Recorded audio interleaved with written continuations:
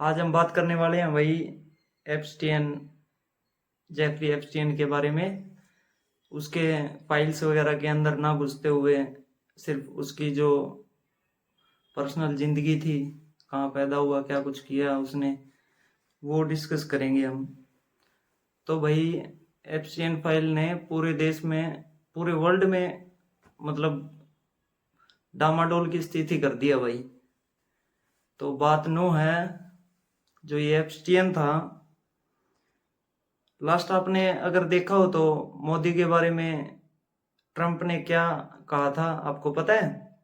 Trump ने कहा था कि मैं चाहूँ तो मोदी का राजनीतिक करियर 1 मिनट में ख़त्म कर सकता हूँ।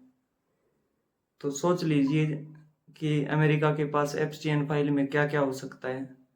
अभी वो चीज़ें रिलीज की गई हैं जो दुनिया देखना चाहती है, जो वो लोग दिखाना चाहते हैं, बस वो।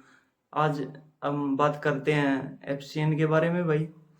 जो ये एप्स्टियन बंदा था, इसका पूरा नाम जेफरी एप्स्टियन था। ये सिर्फ एक आदमी की कहानी नहीं है भाई, बल्कि पावर, पैसा, इन्फ्लुएंस का ऐसा जाल है जिसमें कई बड़े नाम जोड़े गए। जेफरी एप्स्टाइन का जन्म 1953 में न्यूयॉर्क में हुआ था भाई। शुरुआत में वो एक टीचर था, स्कूल टीचर था, लेकिन बिना कोई डिग्री, बिना कुछ डॉक्यूमेंट्स के भी वो स्कूल टीचर था। उस टाइम पर भी कुछ फ्रॉड किया होगा। उसके बाद बात करते हैं भाई, धीरे धीरे वो फाइनेंस की तरफ जाने लग गया। फाइनेंस में उसको कुछ अपॉर्चुनिटी दिखी तो वो उसकी तरफ जाने लग गया। धीरे धीरे वो एक इन्वेस्टमेंट बैंकर और बिलियनर क्लाइंट्स का एडवाइजर बन गया भाई। समझ रहे हो? जो बड़े बड़े लोग थे उनका एडवाइजर बन गया। उनकी लाइफस्टाइल लग्जरी से भरी हुई थी भाई।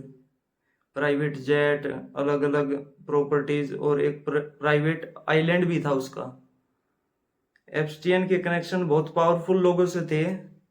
उसकी कनेक्शन की लिस्ट में पॉलिटिशियन, बिजनेसमैन, सेलिब्रिटीज और रॉयल फैमिली के लोग भी आते थे भाई। इनके कनेक्शन की वजह से उसका नाम और ज्यादा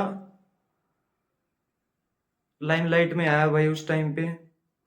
सबसे पहले सबसे पहला बड़ा केस 2005 में सामने आया।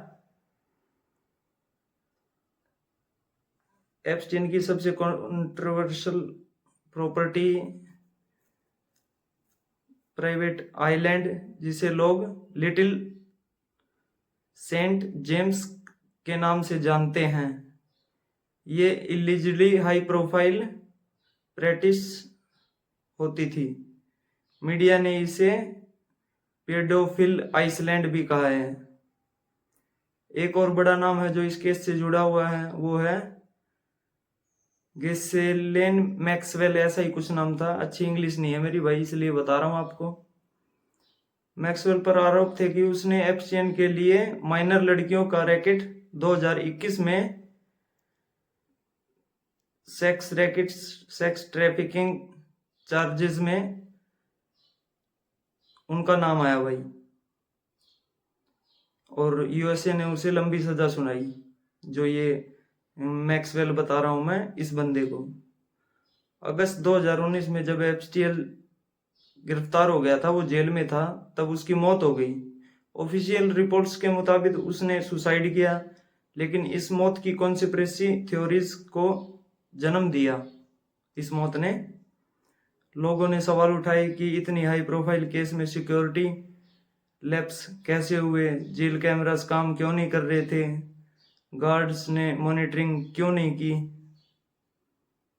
जब फ्लोरिडा में एक माइनर लड़की के पेरेंट्स ने उस पर सेक्सुअल एब्यूज का आरोप लगाया, इन्वेस्टिगेशन शुरू हुई, लेकिन 2008 में उसे कॉन्ट्रोवर्शियल पैरोल डील साइन कर ली।